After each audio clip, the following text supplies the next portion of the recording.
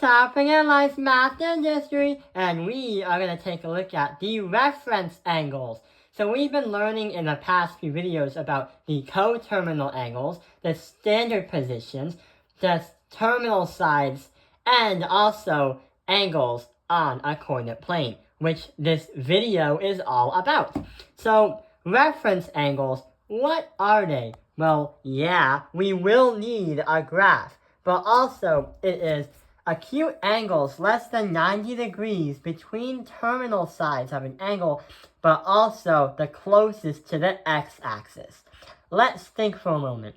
What does that mean? So I grabbed some markers and we're gonna start drawing some different angles. So we're gonna say that this blue is gonna end up right here. So I'm saying that this blue angle, let's say, is 125 degrees. What is going to be the reference angle? Well, the reference angle must be less than 90 degrees, but it's also the measurement between a terminal side of an angle and the x-axis.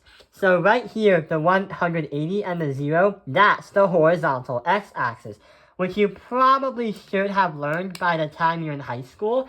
And right over here is called the terminal side, which I'll start labeling. So if that's the terminal side, somehow we have to find the measure from that all the way to here until it reaches some point or the nearest point of the x-intercept. So we need to find what this right here, what measurement that is.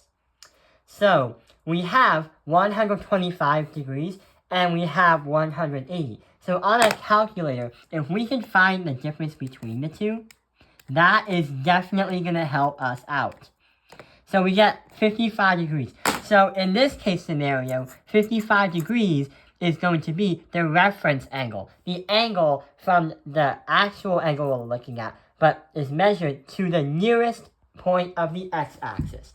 It kind of goes the same way as rounding numbers from 1 to 10. Any number that is 5 or bigger is going to be rounded down to 10.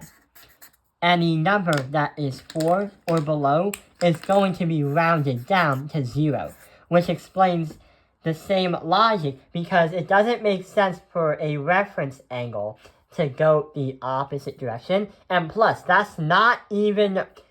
If we go from here to here, that's more than 90 degrees. Okay, let's take a look at another problem. So right over here is another problem. So the problem shows that it gives us one angle, 150 degrees. So here's the question. Wait, it's not 150 degrees, it's negative 150 degrees. Because we're making the angle go in the opposite direction, clockwise. Going from here all the way to here. So, what is the reference angle? The reference angle is going to go from here to here, which means we need to find out what that thing is. So 180 minus by 150 degrees is going to be 30 degrees. So the reference angle is going to be 30 degrees.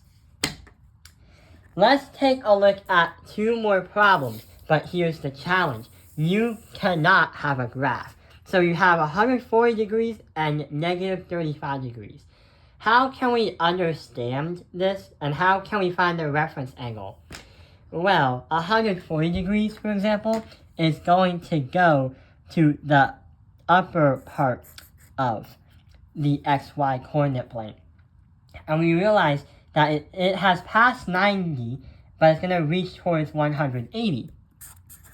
Which means the difference between the two, 40 degrees, is going to be the reference angle. Right over here we have negative 35.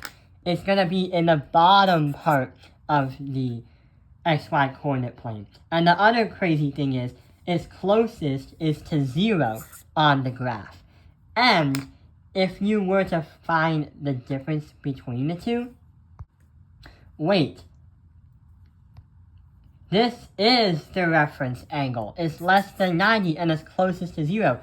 if you were to graph negative 35 degrees and try to go the other way, it breaks the rules because it must be less than 90 degrees.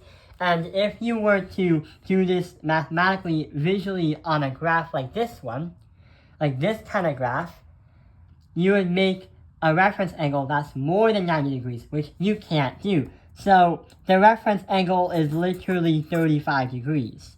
So yeah, that is how we understand the reference angles.